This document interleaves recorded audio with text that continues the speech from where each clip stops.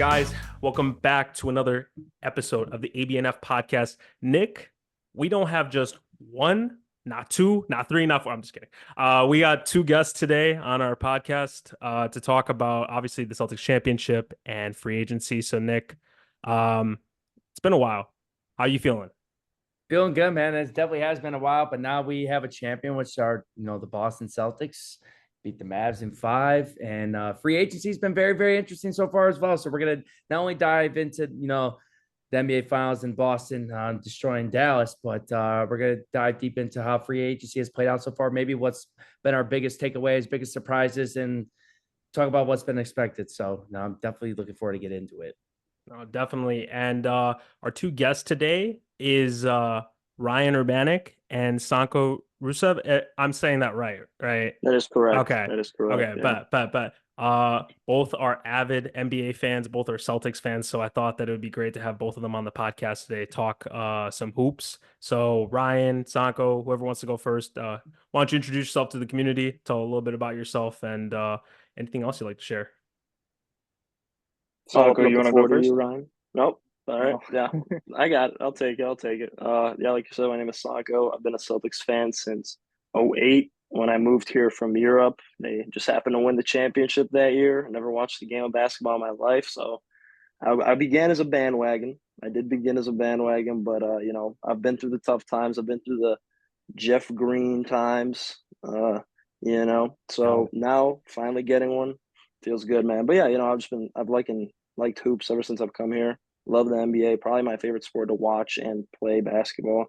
So yeah. Yeah, I have a pretty similar story. First time I really got into basketball was around '08, so similar, I guess you could call it a bandwagon, but I wasn't even Yeah. that old. I don't really even remember it that much. But I got the Celtics. I got the Tatum jersey with me. There you go. I Okay. got the same one. I got the black one, Tatum, Yeah, white one, Jalen it's Brown. it's a classic black jersey. But yeah, grew up playing basketball always throughout high school. Played with friends, played on my high school team, and then just always watched basketball. Was my favorite sport growing up. And that's where I am now. Well, I just gotta say it, go Saxons. Yeah, But well, it's great to have both of you guys on the podcast. I know that like we've talked hoops multiple times, so both respect your guys' opinions and really looking forward to what we talk about today. So to kind of start off, if you've been living under a rock, then you don't know that the Celtics are the 2024 NBA champions, and Jason Tatum has finally hit over the hump that he has been kind of eluded from for the last couple of years, winning Mhm. that championship. And I have to ask you guys right away, how did you feel when they won in game 5? And did you feel that they picked the right person for the finals MVP? you know how it felt for me is it felt great because I finally got to see the Jays get over the hump. Like seeing those guys, watching them from the beginning when they both get drafted in 16 and 17 back to back, seeing the struggles that they went through with all the different teams. They had what 4 or 5 different starting point guards throughout their careers, and seeing them finally get over the hump, it felt really good. I think for Finals MVP, it could have went either way. Jason Tatum led them in all 3 major statistics, but Jalen Brown picked up Luka 94 feet, and that's not easy to do. I would agree with that. I think, like you said, getting over that hump, it's been amazing to see. Because when Jalen Brown came into the league, I was big on obviously back then. We had Isaiah Thomas, we had that whole thing going. Had a rivalry with the Wizards every year. That was when I kind of was really getting. I had a bit of a time when I was like, man, the Celtics, like I'm barely gonna watch any games. And then Isaiah Thomas came along. He kind of rejuvenated my love for the team. I was still a fan. I just there was nothing exciting to really be there for. And that's when Jalen Brown got drafted too. And I loved him from the. He's still I like him a little more than Tatum. He's still my favorite player probably in the NBA. Just because the minute he got drafted, I was like, this guy. He's got the it factor in my opinion. I knew he was going to have something to do with it. He was a great 3-and-D guard or a forward actually with a lot of potential to become better. So for that Finals MVP as well, I think it could have gone either way. I'm happy that Jaylen Brown really got it though, honestly, because the Tatum kind of discourse and hate has really picked up. Like I feel like this season, maybe in the last 2 seasons, but I feel like Jaylen Brown has been getting absolutely dogged by the media every single year for not having a left hand, for not being able to be that guy next to Jason Tatum, having to split them up. Everyone said that for multiple years. Oh, they can't keep doing this. They're gonna have to go in a different direction. So the fact that they finally won it, both contributing in the most major way possible, felt amazing to watch. And like he said, I could have gone with either of them winning Finals MVP. I'm just happy we got Banner 18. That's all I could be ecstatic about, honestly. Could care less about the Finals MVP. Going off that for a second, how many times we heard, trade Jaylen Brown and picks for Kevin Durant, Jimmy Butler, Paul George.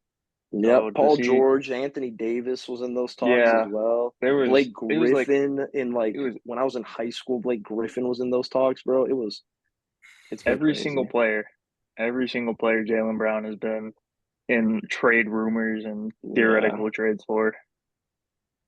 It's actually funny. They did have Blake Griffin on the team at one point, so We did, yeah. Yep. that's kind Eventually of got crazy. him You Yeah, just we mentioned not for did. that. Jaylen Brown, but we got him eventually.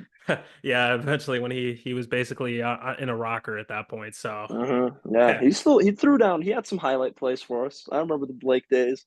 oh yeah, Everyone loved him. oh He yeah, threw down some mean ones. no, 100%. Nick, do you want to go first or? No, you go ahead, Grim. All right. Behind you. So I'm a Celtics hater. I'm gonna admit it. Yep. I Aren't they all? If you're not a fan, you're a no, hater. no. I don't like. I really don't like the Warriors. That's my one team I just don't like. I will Mhm. fully admit that. But Yeah. I have to give the Celtics their credit. You guys had a great regular season. I said it in the beginning of the season that you guys were going to make it to the NBA Finals. I know that I picked the Bucks. I did pick the Bucks when the playoffs had like kind of were almost there. I didn't realize that Giannis was going to get hurt and stuff, but I still think you guys would have beat them. Um, Either way, this team was just top to bottom. They were the best team in the league. They had the most depth. They had a bunch of guys that can play defense. I mean, when you have four guys that can play the positions 1 through 4, I would say, and even sometimes even the 5, especially in the matchup against Dallas, where you were playing against Derek Lively and Daniel Gafford. Daniel Gafford's a run and dunk player. You can easily keep him out of the offensive rhythm if you can at least just make sure that Luka's not getting down low off a double and then throwing the lob pass. It was just it looked like suffocating defense. Game 1, you guys controlled the whole thing. Kristaps Porzingis played amazing. I would say like this is one of the big reasons why he was such a coveted player when you guys traded for him. And the fact that Brad Stevens, man, he's a fucking wizard. All right. So that guy literally got a draft pick back. All he had to do for it was trade Marcus Smart. I just think that's Yeah. crazy in its own right. And then they got Drew Holiday, and they gave up not that much for Drew Holiday too. And It was Robert Williams, yeah, Malcolm Brogdon, and like 2 picks. There and was some like fan favorites though yeah, left. but in the terms of like the I guess just kind of like Robert Williams, I feel like fell off a bit. I think the injuries to his knees have definitely hurt him. Malcolm Brogdon was coming again, injury prone player, but they got a huge upgrade. I mean, Yeah, Drew Holiday for was sure. great for you guys. I mean, if like some people were arguing Drew Holiday could have been the Finals MVP. I mean, you guys had like everybody. So I just have to give that. I do think Jaylen Brown deserved the Finals MVP, but my reason was that Game 1 and Game 2 he was good. I think he was really good down the stretch in Game 2. And then I know Game 3 he wasn't as good. It was really like Tatum's game where he was better. And I would say then like Game 5, I just kind of feel because Tatum, that was like his game where he was really Yeah. like the best player the whole time. I just feel like media is not going to give it to Tatum. We've obviously seen how everybody's clowned him on social media since they've won. Mhm. We did it, basically We saying did he has it. no The trophy, aura. everything. We did Man, it. We did he's heard it it. all. What are He's they heard going it to say all. now? So like Hey, that one that's I mess yeah. with. What are they gonna Hey, say now, I man? mean, it's true. Nothing. What are they going to say now? He's done everything. Yeah. Except obviously win the Finals MVP, but that's like I mean, like that's not the overlying thing. I think like winning a championship is the most important. But Mhm. Nick, what are you thinking? No, you guys brought up a lot of good points. I mean, I do like that the Celtics never broke this thing up. I mean, you see so many duos that get broken up because the media just starts slamming these guys, and front offices don't have the patience no more. They really don't. It kind of reminded me of like when McCollum and Damian Lillard all those years. They got to break it up. They got to break it up. They got to break it up. And obviously, the Celtics, I think, made it to the Eastern Conference Finals 6 of the last 8 years, I believe it was. Yep. They made it to multiple finals now. Now they won one of them. They should have beat Golden State. They should have went up 3-1. They choked that game. We're not going to backtrack, but Brad Stevens, just like you said, Grim, he's a wizard, man. He saw 2 holes, major upgrades. I'm sorry, Marcus Smart. Drew Holiday's he's literally a better version of you. He's literally a better 100%. version of you. And then 100%. obviously Robert Williams is injury prone. They didn't really have they didn't have like that rim protection. And like Kristaps Porzingis was just the perfect fit. And the Wizards he was just lucky enough to get the Wizards because like the Wizards were just giving up everybody at that point. Kristaps Porzingis is a really good, talented player. Obviously, his health was a major concern going into the season. Obviously, he did get hurt during the playoffs, but he was relatively healthy most of the season. I think that's why they won 64 games this regular season. I mean, they're all signed now. Porzingis 2 years, $60 million. I think Holiday signed for 4 for $120. Derek White, $1 billion overall. Yeah, Derek White's got 4 year, 125.9. Tatum's got $315 million. Jaylen Brown's got 304, whatever it is. So they're locked up. And honestly, who cares what their bench is? Because you got 5 players that are locked up like that. I mean, they're going to be tough to beat for the next couple of years, Grim, for sure. You might see a repeat champion. We haven't seen that in a while. Hope so. No, 100%. So I'm happy for the Celtics. I know they've been going through the struggle, especially they made it so deep into the playoffs all the time. And, they didn't get the outcomes that they wanted, but now they finally got over the hump. I'm happy for Tatum. He has gotten a lot of shit. I'm a Dookie. I'm a diehard Duke fan, so I love there you go. Championship. I would say, it was tough. I mean, I would say Jaylen Brown deserved Finals MVP, but it's like every game somebody else was the best player on the floor. Like, I feel like game 1, if Porzingis was playing starters minutes, he would have been the best player on the floor. I mean, he had 20 points, like 18 minutes or something like that. He was going on. He was the spark, I would say, for sure. He was the spark. I just say game 1 and game 2, like Jaylen Brown was just better than Tatum. Tatum was kind of cold. But obviously he turned it on later. And Drew Holiday was even phenomenal too. Derek White was phenomenal too. I give a lot of credit to Joe Mazzulla too. He's been taking a lot of shit too. I mean, it was like if they didn't win this championship, they low-key might have been fired if they didn't win this championship this year. So with all the pressure, they got over the hump now. I'm happy for them. So congratulations to the Boston Celtics. Yeah. Do you guys think that they're going to repeat next year? I mean, I don't throw that out there. Yeah, but I don't want to throw any bad juju out in the air, But if there was, like, I've been talking to friends too about the offseason and about just how moves are being made. And like Wick already said, the owner, he already said like, oh yeah, everyone's getting re-signed, and how everyone did get re-signed. And we have these guys on contract for now 2 or 3 more years. And it's like, if not next year, I've said this very confidently to one of my friends that if we don't win another one with this core, I would be disappointed 100%. I think we got another one in us. I don't see why not, man. They're all young. Kristaps, Jaylen, Jason Tatum, Drew Holiday's not even, he's not old. Derek White's not old. Al Horford's the only one can retire any year now. Mm-hmm. And I think that Xavier Tillman would be depends on how he develops. He would be a decent replacement for how Al Horford plays, because he just does kind of the same things. He plays hard, he hustles, he sets good screens. He can't shoot as well as Al, but that can always change. I'm just happy we got him for 1 more year. So yeah, maybe next year is that second year, man. Who knows? Yeah, the only thing that too, man, they got some guys on this team, man. Pritchard, they're loaded. Yeah. The only thing that concerns me about the Celtics repeat is Kristaps' health, because you go in a deep playoff run and he's out. Al Horford, he's gonna be 39. I think the one thing the Celtics should be looking at is trying to maybe like trade deadline pick up a backup big, just a third string. Because as much as I like Luke Cornett, I don't think he can play in playoff basketball. Yeah, well, that's what I'm saying. That's why I think we got Xavier Tillman. I think he put in some valuable minutes in the playoffs and in that Mavericks He's just a finals when little bit. Kristaps was out. He's just a little undersized for my A little liking. bit. A little bit.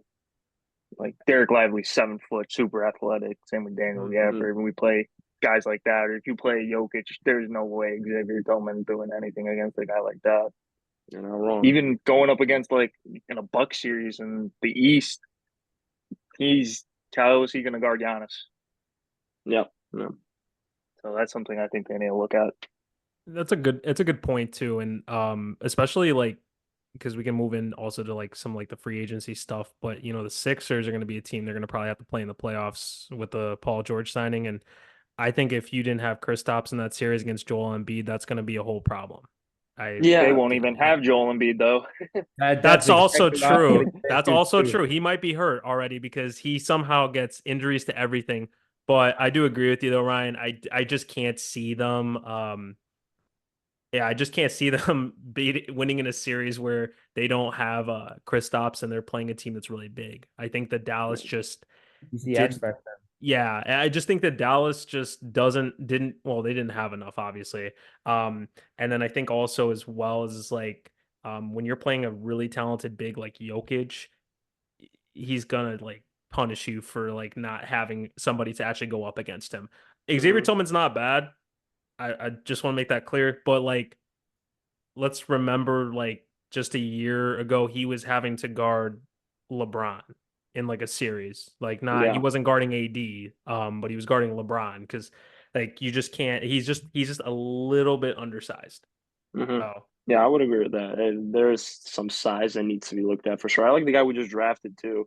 Second round, albeit like you never know how they pan out. But that Antoine Watson guy, I think that's how it is, Antoine Watson.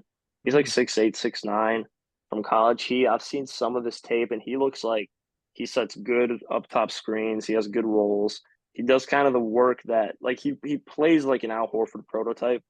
And it's again a little undersized. He's more of a forward than a center.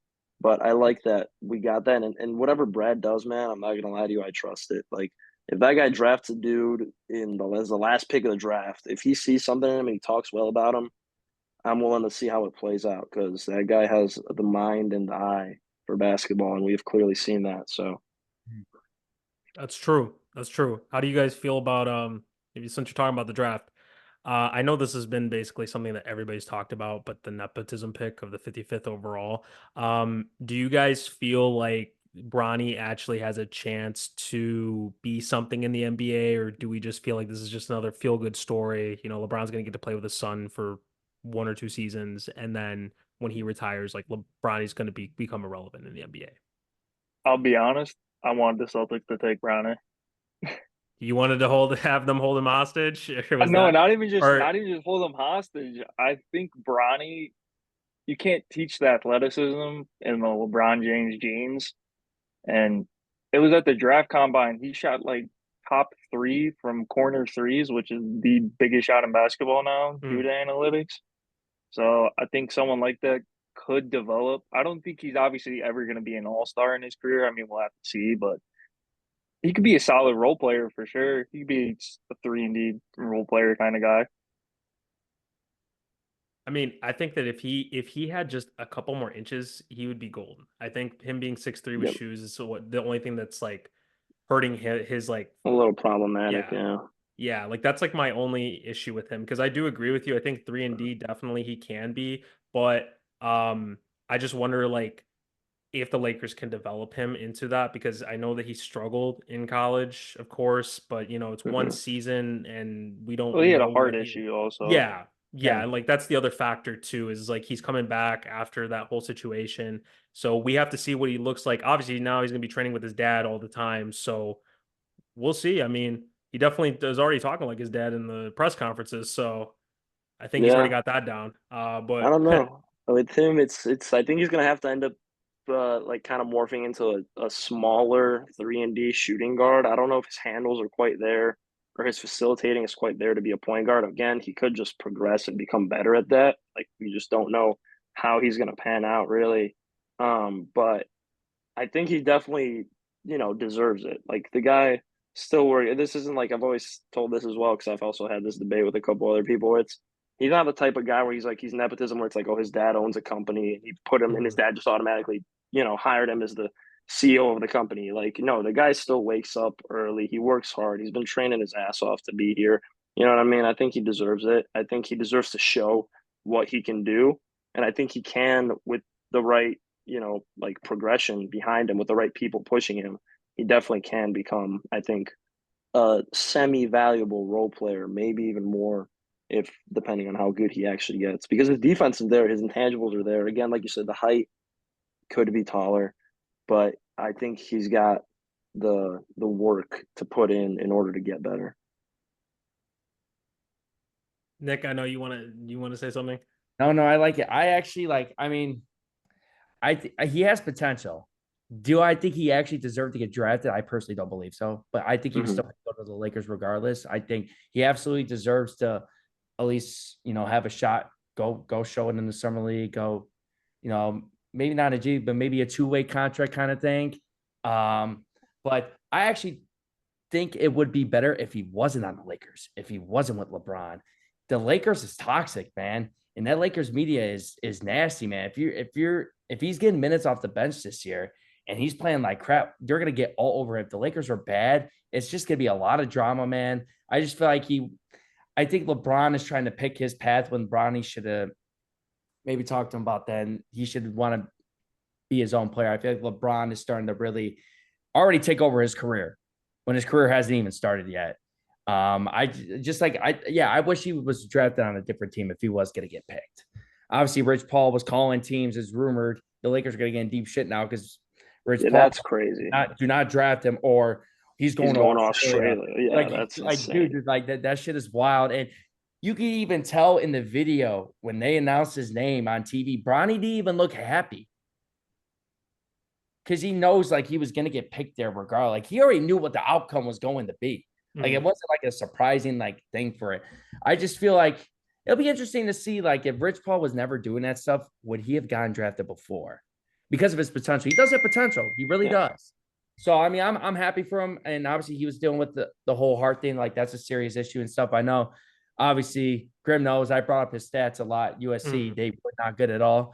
But it is very interesting to see a guy averaging less than 20 minutes per game in college on a bad team in college, had a 37% field goal percentage, shot like 27% from three, somehow drafted into the NBA. Is it because of his father? If his father wasn't LeBron James, would he have gotten drafted with those stats? I don't think so. Maybe he would have had to sit one more year or two in college. I would say he would have stayed in college one more year or go overseas. Yeah, because they bring up that other guy too. I think what was his name? Is it Anthony Richardson? Something like that. He was drafted, I think, in the first round, and he averaged like 2, 1, and 1. Oh yeah, was it? Yeah. For like the Ottawa. He was playing for the team that LaMelo played. He was playing overseas, which is also like again, he's playing against grown men. It's not college, but I mean, college ball is still competitive, man. I can't take that away. So it's like.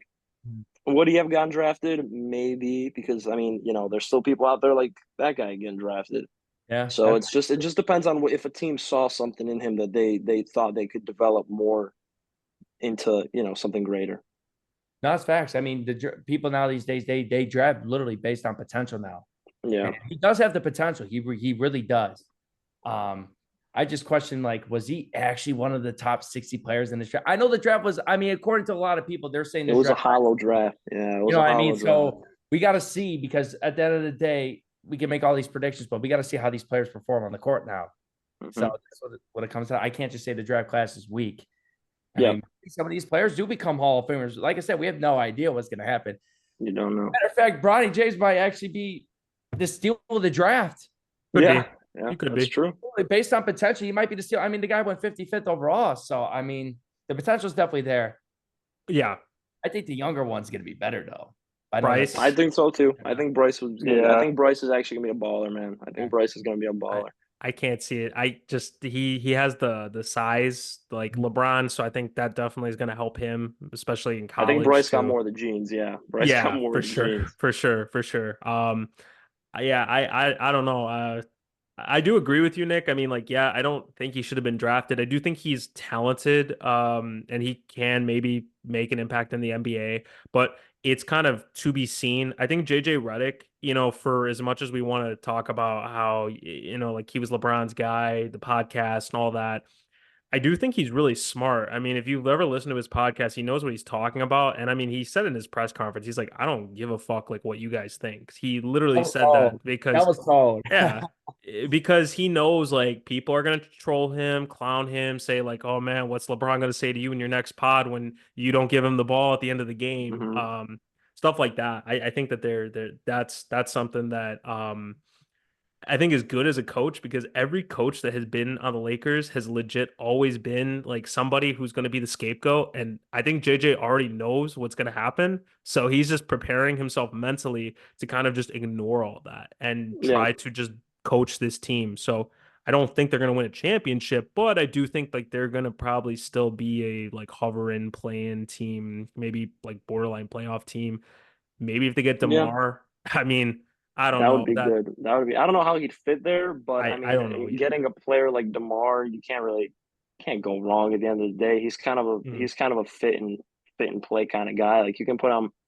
Yeah, he's got he's a little ball dominant. His defense isn't the greatest, but on any team that's contending, I think he'd contribute something. You know what I mean? Sure. Like I Certainly mean, start Jokic, like you said, like with free agency going into that as well. It's like Jokic is trying to get Westbrook on the Nuggets, and it's like I think DeMar would give more to the Lakers than Westbrook would to the Nuggets. So it's like DeMar's one of Yeah. those guys that he can really do good stuff for you. Yeah. The interesting thing is like, I mean, according to reports, who knows if these are true, but Yeah. does not want to sign a mid-level contract. So it's Mhm. not like that 12, 13, 14, whatever it is. So whoever gets him, because the Bull, he's gone. He's going to be gone from Yeah, Chicago. 100%. 100%. He's 100% gone. So it's going to be teams like maybe like Miami might be in the mix. There's going to be certain teams that are going to have to create some cap space for him. But he also said like he might only sign like a 1-year deal because Yeah, that's what I I was want about to to say. Yeah. see what's out there more because not that many teams this year had cap space because of this whole hard No. cap situation. Like even like Paul George, for example, went to Philly. Philly was literally and Orlando were the only two teams that could give him that max contract. I And mean, obviously, LeBron he took yeah. the pay cut, so Mhm. it's like Even with players are LeBron trying to just take a pay cut, DeMar would yeah. only be able to get a mid-level exception if he just wanted to hop in. Mhm. They're gonna have to move D'Angelo Russell. They're gonna have to move some pieces to be able to get DeMar Mm. at least maybe close to 30 million, somewhere in the 20s. Yeah, unless DeMar really wants to like not care about the money for a year, because there were, like you said, there were reports where it was like, hey, maybe I'm gonna take some kind of contract this year and then just go into free agency in 2025 and see what I can get there. And if he does do that and he takes like something like, which would be crazy, but who knows what he's thinking, you know what I mean? Maybe he will take a mid-level exception. Maybe he will take less money to just go try and win a ring Mhm. just for 1 year and then get his They took bag the less money next. to go to Dallas just now. Yeah, yeah. Ryan, any thoughts on this? I think if DeMar did go to the Lakers, obviously he's a talented player, but who the heck is shooting the ball on that team? Yeah, it's a great point. Exactly. Is Austin LeBron your best Reeves. 3-point shooter? Is Austin Reeves? Austin Is Reeves that is what we're chucking doing? him up. Yeah, I mean, even D'Lo shot the ball well, and he'd be the one that's leaving just because he got to create cap space for DeMar.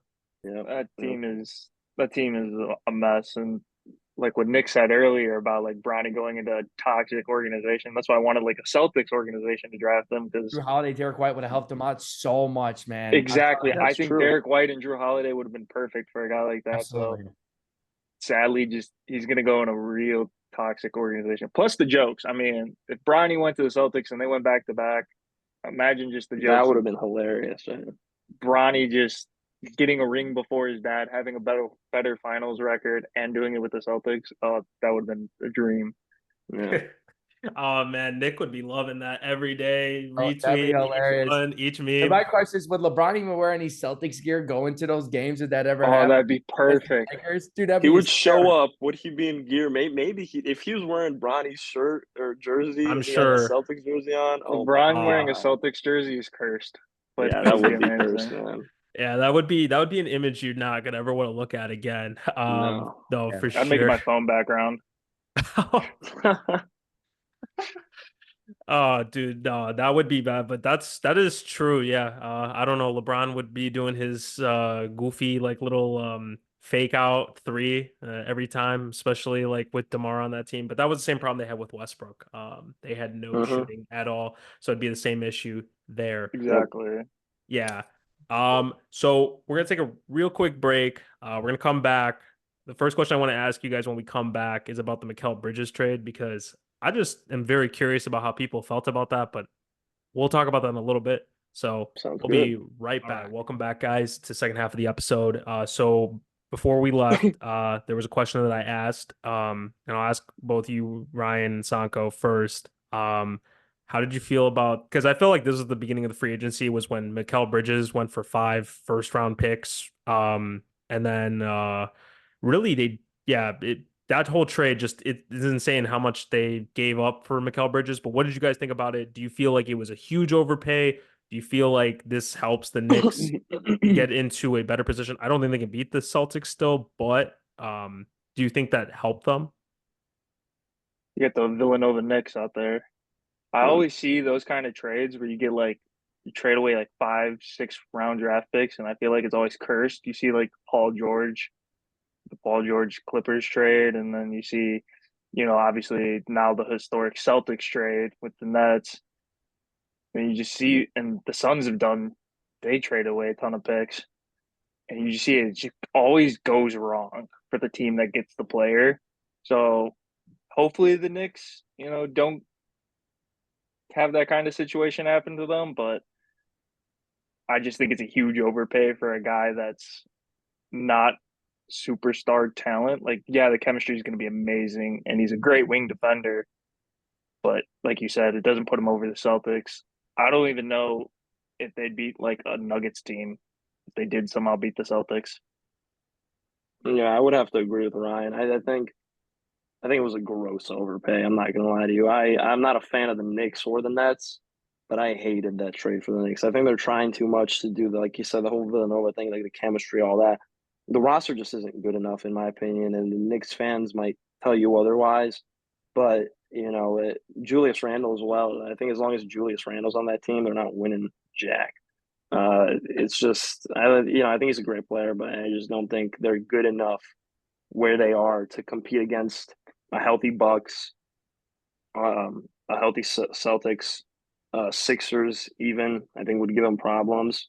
Uh, the Cavs, now that they've re-signed Donovan Mitchell, if they make some good moves, they'd probably have a good series against them. The Pacers having Jonathan Wiseman now. I mean, I think I don't know. I think the Knicks are not in a position to be giving up that much capital for a guy like Mikal Bridges. I think Mikal Bridges he's Tom Thibodeau's dream. I'll tell you that much. Those memes we've seen around that Iron Man streak versus Tom Thibodeau's coaching style, but it's he's not good enough for all that, man. And I think the Nets are trying to low key, maybe pull off some magic like they got burned with the Celtics with. I think they're trying to see if the Knicks turn into a garbage team within the next 2 or 3 years. Because I think there's a real possibility of it happening, man. I don't think Jalen Brunson can take you to the finals, with all due respect to him. I just can't see it happening. So I don't like that. I don't like that trade at all. But it is what it is for either team. Green, you want me to go? Go ahead, because I know you want to. I know you want to cook, so go ahead. I mean, the Knicks are literally doing everything that they can to somehow load up a bunch of two-wing players to stop the Celtics. Yeah, They're trying to get Anunoby, Bridges, all these guys they are got trying to guard Jaylen Brown. Someone's got to guard Tatum. Someone's got to guard Holiday. Someone's got to guard White. And they're just trying to load up all these defensive players. Like, obviously, Mikal Bridges is a solid player. He's an all-star-ish. Yeah, I think he's great. Like Yeah, he can make a couple all-star appearances, but he's not a guaranteed bona fide like all-star player every single year kind of player. mm-hmm. It's definitely an overpay. It definitely is, but the way the market is now, I mean, Rudy Gobert did go for 5 first-round picks too as well when he got traded to go to Minnesota. I mean, like it is wild. And to me, this is a home run for the Nets. And a lot of people are forgetting they could potentially have 4 first-round picks just in one draft, 2025 NBA draft, if the cards get played right. And that draft class is absolutely loaded. If It they looks can win, good. they can get a Cooper Flag. Like, you don't know who they're gonna get, and I believe they have 17 first round picks now going into They're loading up, 2031. man. Like, they're Yeah, loading they're up these loading picks. up. And it's a great thing for them because they weren't going to win regardless, and they got a team that was desperate. The Yep. Knicks are desperate right now. You know what I mean? They Mm-hmm. have a lot of good players on the team. It's a pretty decent roster. But I agree, Grim. We talked about this all the time. You ain't winning shit with Julius Randle. Nope. Great regular season guy, can make an All NBA 13. I think he's made All NBA once, I believe. He can put up great regular season stats. He's not a player you want in the playoffs. He takes too many contested jump shots, step backs. He's not a good mid-range guy. He's good in the paint. And I love Jalen Brunson. He was second team All NBA this year. I give him a ton of respect. I personally don't believe he could be the best player on the championship team because he's still the best player on this team right now. It kind of reminds me of like when Jimmy Butler, even when Miami made the finals, like, you're not going to win a championship with Jimmy Butler as your best player. No disrespect. Yep. Just reminds me of that.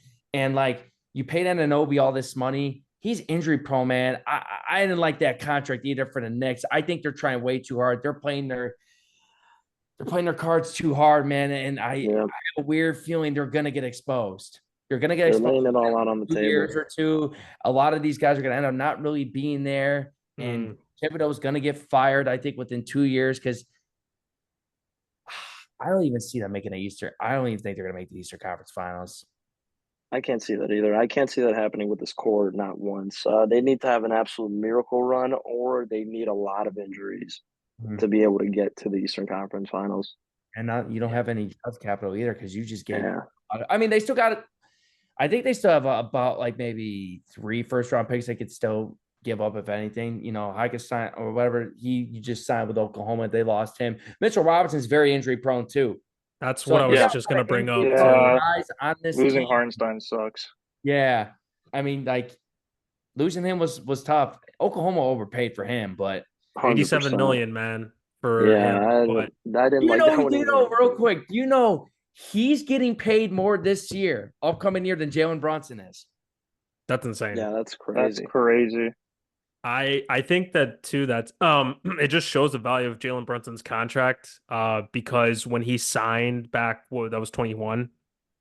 When he signed, you're just seeing the value of that contract just showing up now. So now it's kind of like, wow, like guys are getting paid way more. I think when Jaylen Brown had that massive extension last year, resetting the market of like what a huge contract looks like. Some of these guys are getting paid right now. They look like they're on bargain deals. I mean, obviously, like, we've talked about this too, Nick, like Kobe White, the year he had, I mean, the contract he's on right now looks like a bargain if he continues to play like that. Yeah, the Knicks don't have any size. So I think the only matchup that probably wouldn't hurt them in is the Celtics if Kristaps wasn't healthy. But a lot of other teams, like, they have a lot of size, and that's where the Knicks are going to struggle. We obviously saw it in the Pacers series, having no Mitchell Robinson and then Hardenstein playing like a lot of minutes and then having nobody else besides that. And then on the other side, like, I'm not saying the Pacers were some massively huge team, but they just took advantage of them really not having any like shot blocker down low. So right now they have to figure out what they're going to do with some of these other pieces that they have, because I just, like you said, Nick, Mitchell Robinson is way too injury prone. So what's going to happen when he goes down, and what happens when Julius Randle is going to get hurt for 15 games and they don't really have anybody else? Like, yeah, you have all these wing players, but who the hell is going to play the 5? And where are you going to go from there? I'll tell you what, Josh Hart will still average like 15 rebounds a game now. Oh, yeah. This dude can somehow average a double-double and like be 6'5", which I think is insane. But he might high-key lead the team in rebounding this year, and he's 6'5". Yeah. So that's like the other thing too. Yeah, I have to give it though to both of you guys. Like, you guys are clearly the favorites going into next year too, even with like moves that other teams have made. I did like the Paul George signing to the Sixers. Now, I don't think the Sixers are going to win because of Joel Embiid.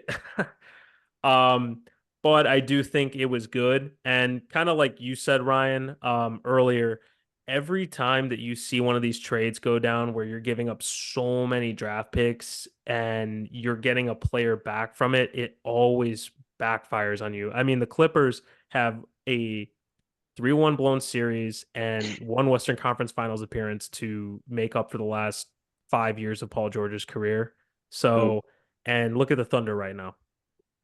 So that's kind of like Look at the Nets when they traded for Pearson Garnett. Those two picks ended up being Jason Tatum and Jaylen Brown. Yeah. Your guys' Those whole two picks won us the finals. Yeah. Danny Ainge masterclass. Yeah, Danny Ainge left us with a little something before he I wonder what he's going to be able to pull for Lauri Markkanen. That's going to be interesting when that trade goes down. That will be interesting. How much he could go for Lauri Markkanen. No, it's crazy, Grim. I know it's the Bulls. I don't want to talk about the Bulls.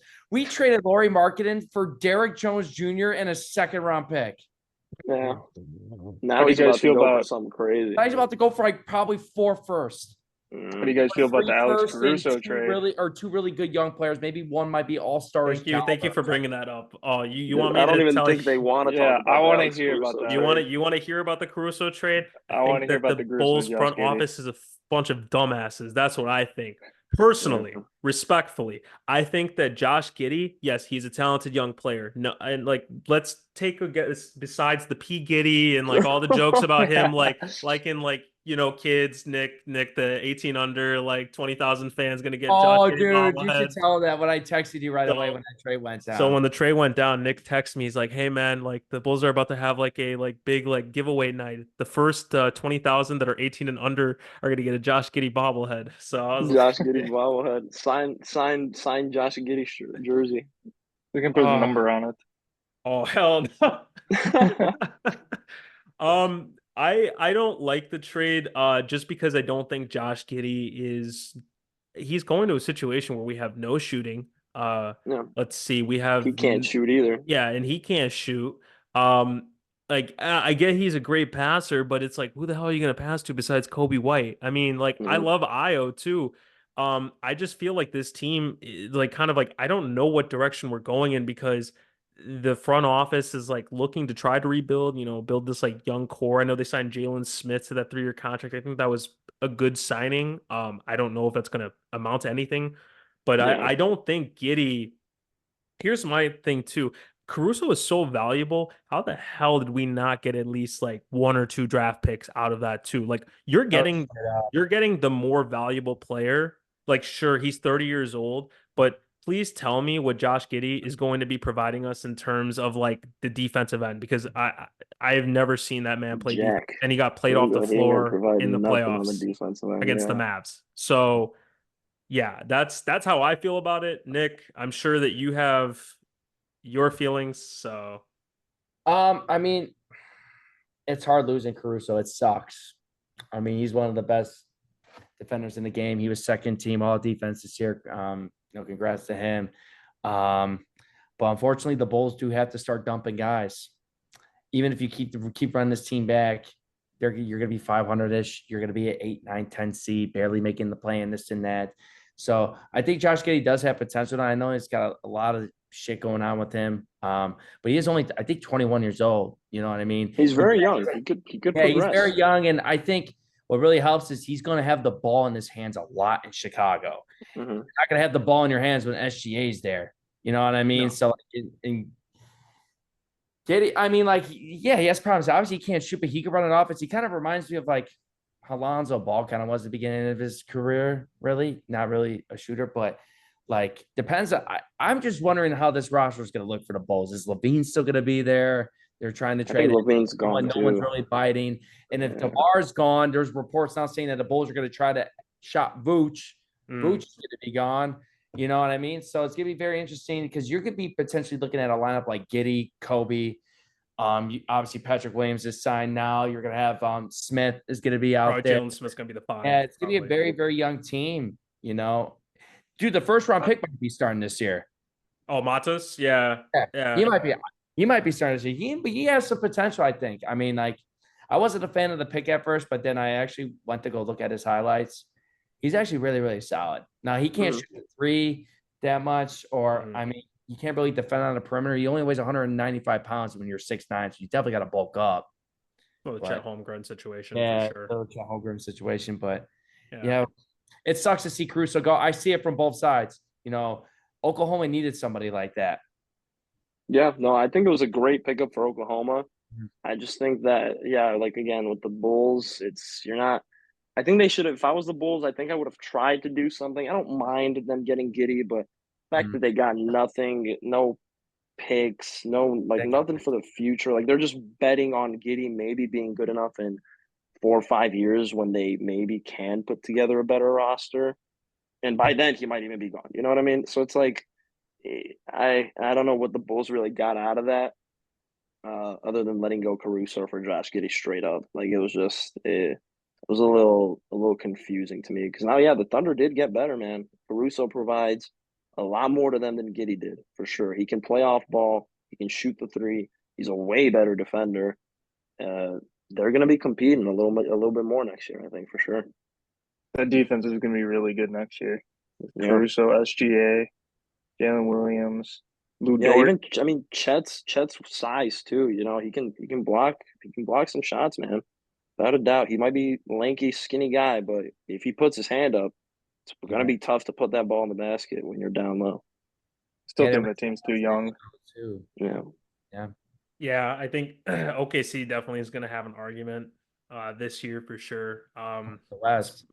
Yeah, they have an argument. I think that the West right now, especially with the Nuggets losing KCP, that was a huge blow to I them. think that was I think that was huge as well. Yeah, I was actually gonna bring that up. I think Yeah, that was a very good loss for them. I don't know what they're gonna do because the biggest problem for them was that outside of Jokic, they didn't really have anybody else stepping up in that second round series. You know, I know Jamal Murray was hobbled and Michael Hmm. Porter wasn't shooting as well.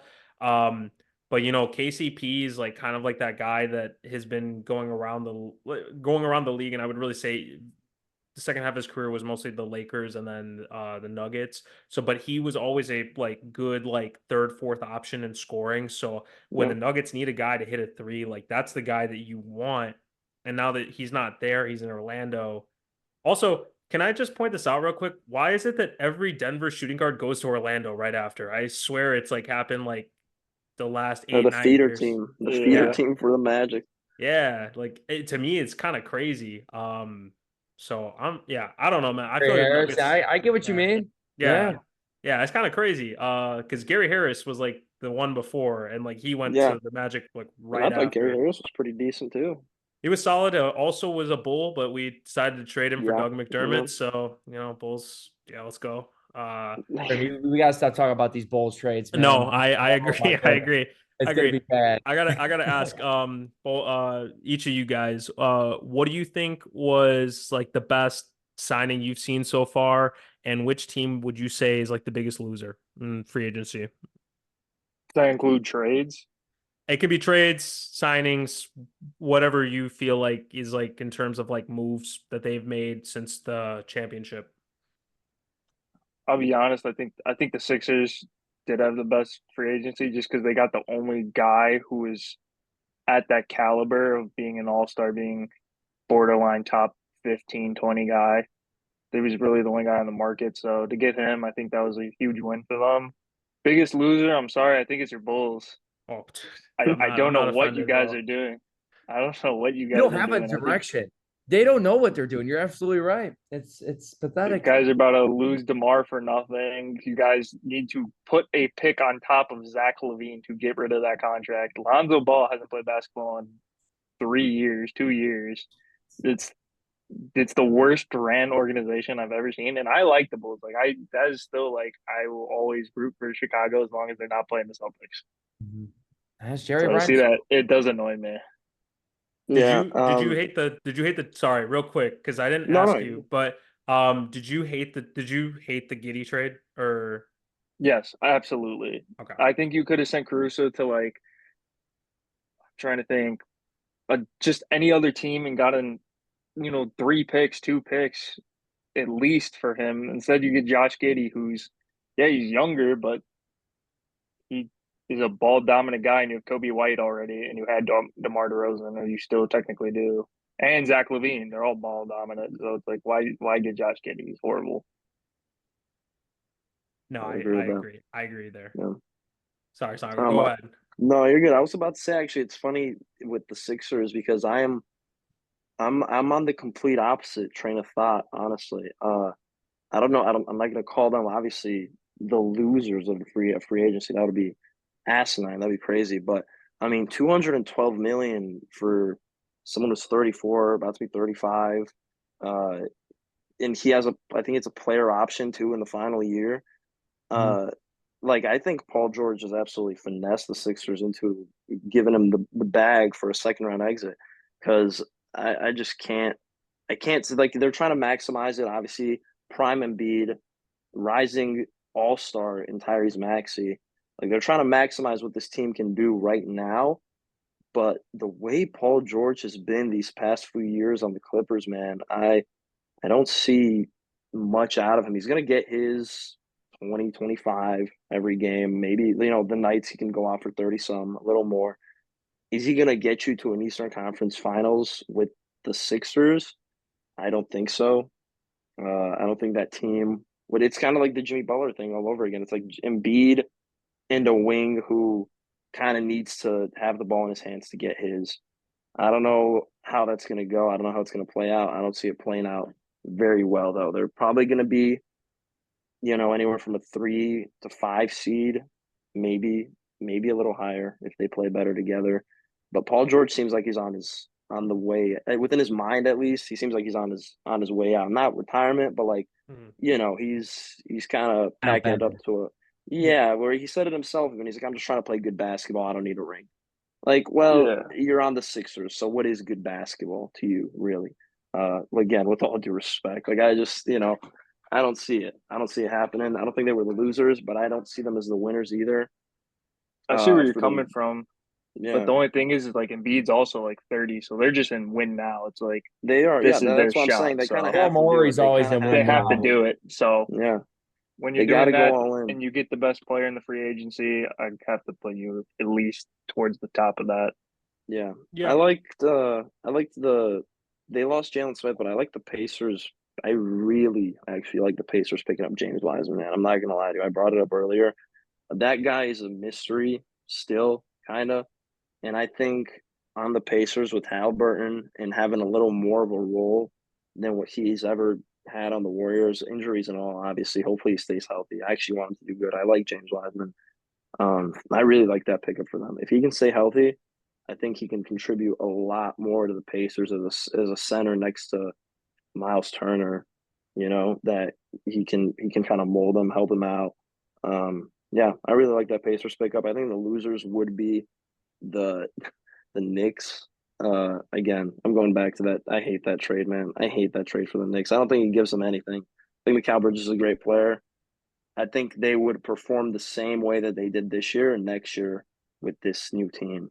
I don't see anything changing about their core, like how they play the game. It would be kind of the same thing. So the Bulls, obviously, kind of an easy target.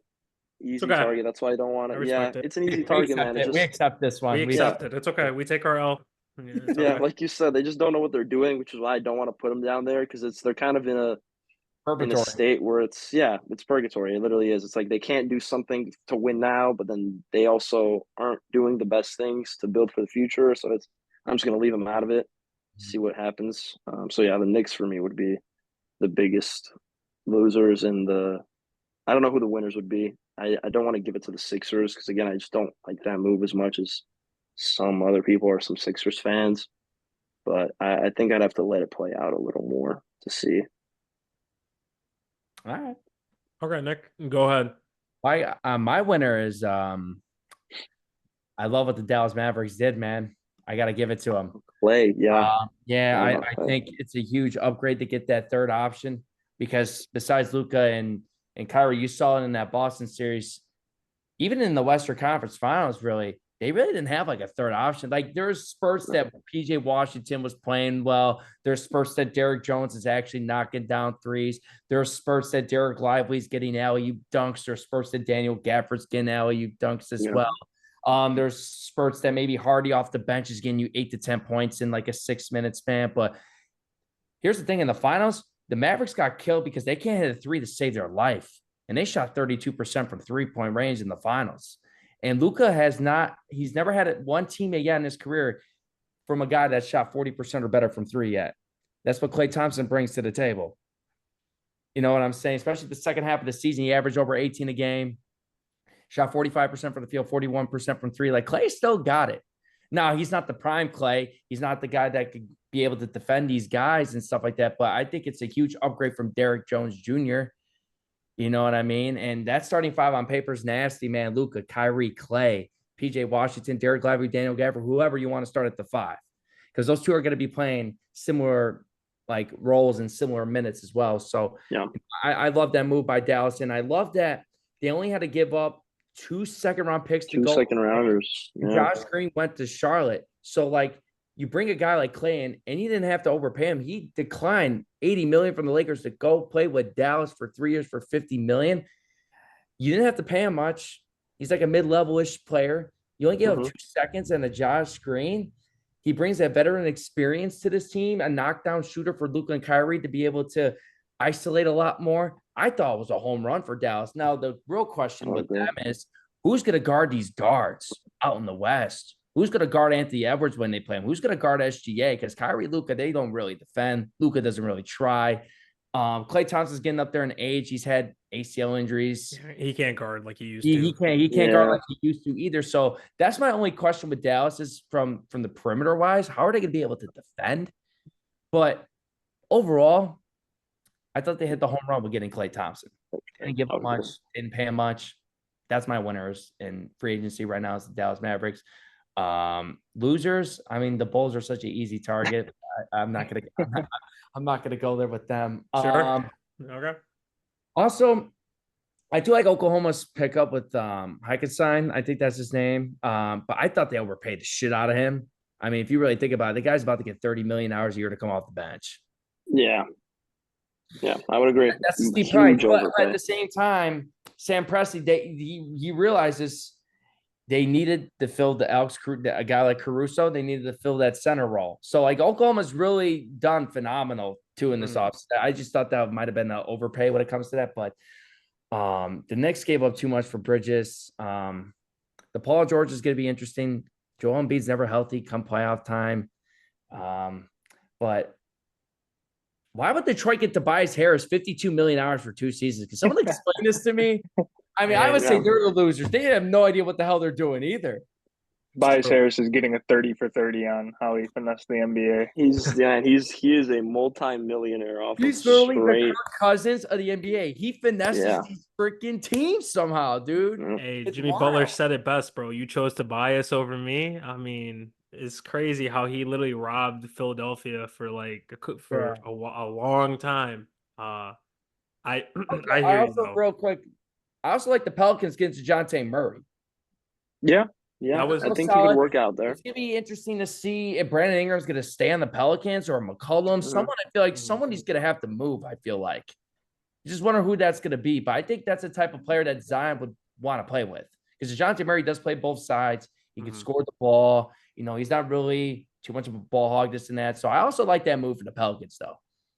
That was a pretty solid move. And also, for all they had to give up was Dyson Daniels, Larry Nance Jr., and then 2 draft picks that probably aren't going to amount to much. I think one's a Lakers 2025 first-round pick and then a pick swap with the Bucks. But that's not until 2028, I think. So they didn't really give up much. Real quick, I will definitely go. I'm gonna go losers first, and then I'll go my winners here.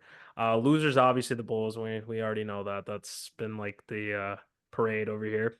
I'm actually gonna say both LA teams, and I'll give my reason for both. With the Lakers, it's kind of like, okay, you're gonna claim that you get every mid-level exception, right? It's like you didn't do anything, and Clay, and I mean that's just. The organization is just toxic. Nobody wants to play there. Let's be honest. So they're going to lose every time, especially if they're not going to sign guys that are going to be impact players.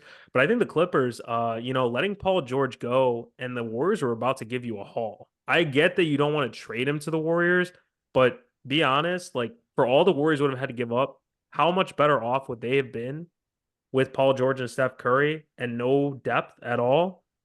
And then you at least have assets, Jonathan Kuminga, possibly Moses Moody in that trade, and draft picks for the future. And Steph is going to be 37 years old. I think that the Clippers, like, I get it that you're it's more about pride at that point. but you would have had way more assets. And considering everything you've given up for your core, you decided to sign James Harden. My boy's averaging 16 and 8, eating 3 cheeseburgers, about to wear the fat suit again because he's going to say, I hate this area too. Yeah. And, you're paying him 70 million because you need people to sit in the seats of the Intuit Dome. I mean, it's crazy that they also signed Kawhi Leonard before they would sign Paul George, who literally his knees have failed him the last couple of years.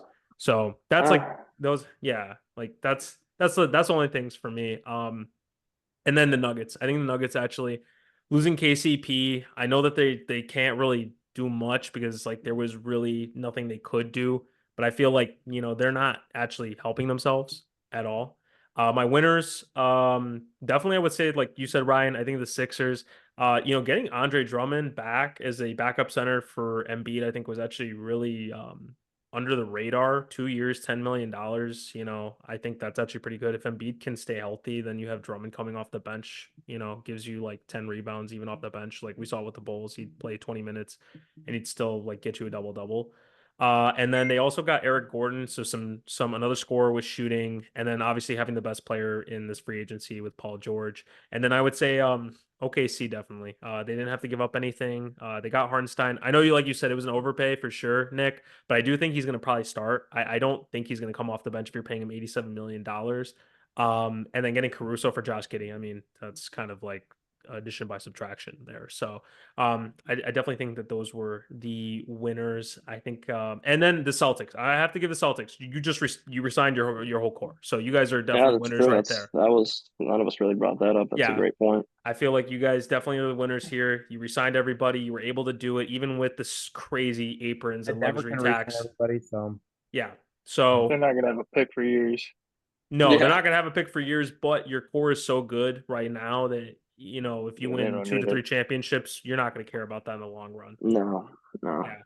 Not at all. Yeah, real quick, I'm going to second Nick, too, on that Mavericks thing. I completely forgot about the Clay trade, man. I do think they are the biggest winners. I think he gives a lot to them with that three-point shooting and what he can add next to Luka and Kyrie if they're struggling or if shots aren't falling or if they get tired. They got someone who can at least hit a shot, man. Like he might be getting older, but that man can still put the ball in the basket at the end of the day. And then for you, what you said, Grim, with the Clippers, I guess I'm just really not as high on Paul George as some other people, but I agree with they should have traded him to the Warriors. I completely agree with that. Got some assets back, get at least something to help you out, do something else in the offseason, sign someone else. But I love them unloading Paul George, man. I think it's been an absolutely failed experiment with him, Kawhi, and Harden. I think Harden's going to get a lot more run now with the ball in his hands and, chances to do something with it. I've had too many people that I know are Clippers. Like I have one of my best friends is a Clippers fan. He has been off the Paul George train this whole season. That man has wanted him gone for a bag of chips and a Mountain Dew, if had be. Like he has absolutely hated the Paul George, like I said, experience in Los Angeles. And I agree with him. I don't think it's worked out at all. I don't think Paul George is a player nowadays that will get you to the next level as good as he is. So I like them unloading him. I didn't like them not trading him, but I like that he's left. I think the Clippers actually are going to be better off this next season. I don't know how well they'll compete, but I like him a little more now. Oh, 100%. And I mean, we'll see. We'll see where that goes. And I just wanted to say thank you to both you guys for jumping on the pod today and being here with us to talk some hoops, chop it up. We both appreciate it a lot and always would love to have you guys back on in a future episode, probably talk about, future of the NBA, especially with the Celtics. So real quick before we leave, can you tell the followers and listeners of the podcast where they can find you guys on social media? Yeah, man, real quick. Oh, no, Ryan, you go ahead.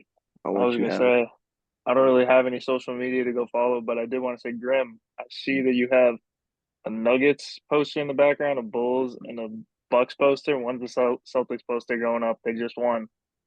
I'll have to go buy one off the NBA store, man. I'll be have right it. on I'll have top it there. on. I'll have it on for the next episode. So You'll see it. Okay.